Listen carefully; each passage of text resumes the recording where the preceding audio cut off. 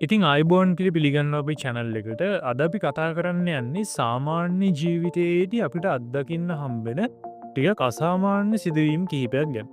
ඉතින් වැඩි කතා නොකර අපි කෙලින්ම වීඩියෝකට ගිහිල්ලා මොනවාද මේ සංසිද්ධීන් කියලා කතා කරමු.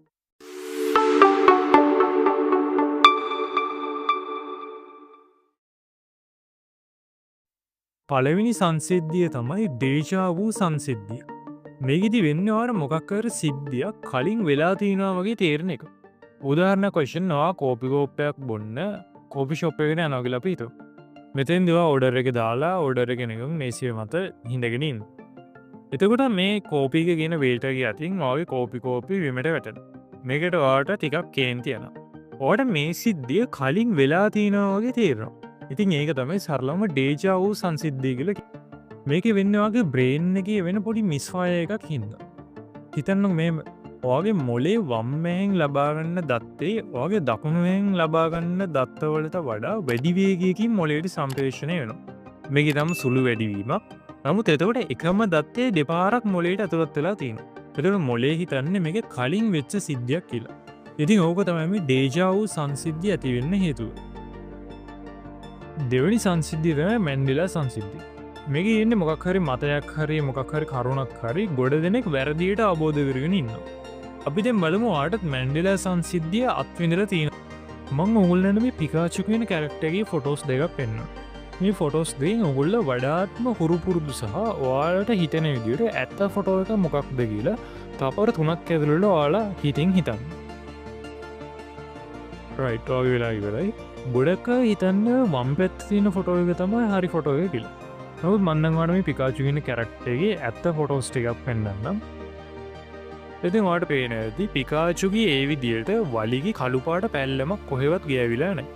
ඉතින් ගොඩක් අයට මතක තියෙන්නේ එහෙම කළු පාට පැල්ලමක් ගෑවිලා තිබ්බ කියලා. ඉතින් ඕක තමයි මැන්ඩෙලා ඉෆෙක්ට් එක කියලා කියන්නේ. ලෝක ප්‍රසිද්ධ පුද්ගලයෙක් වඩාත් මේ මැන්ඩෙලා සංසිද්ධිය ගෙතිලා තියෙනවා. ඒ තමයි නෙල්සන් මැන්ඩෙලා. මැන්ඩෙලා 1980 දී හිරගෙදරදී මිය ගියා කියලා තමයි ගොඩක් අය හිතන් ඉන්නේ. නමුත් 2013 වෙනකන් එයා ජීවත් වෙලා ඉඳලා තියෙනවා.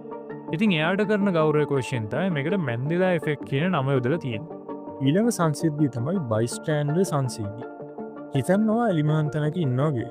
ඔයා මේ එලිමහන්තන ඉද්දී ඔත් එක්ක තව 15 දෙනෙක් ඉන්නවා.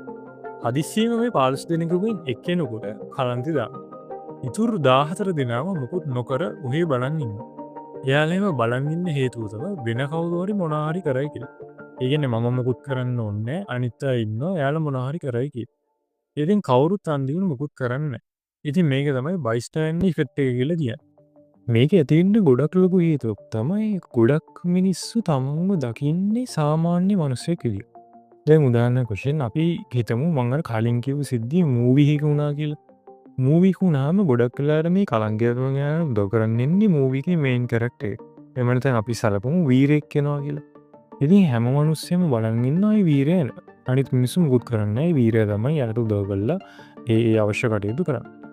ඉතින් මිනිස්සු සැබෑ ජීවිතේ මේ විදිහට කවුරු හරි වීරයෙක් එනකන් එයි කියලා බලන් ඉන්නවා.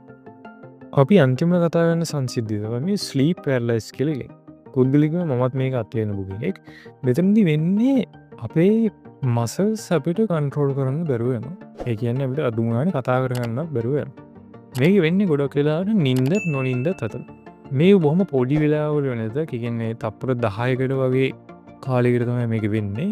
මේක වෙන්න හරියට හේතුවක් නම් හොයන්න බැරිලා තියෙනවා. නමුත් මේකනේ මුහුණ දුන්න අය විවිධ මත පළ කරලා තියෙනවා. ඒ අත්දැකීම තමයි දැනෙන බොහොම විදිහට.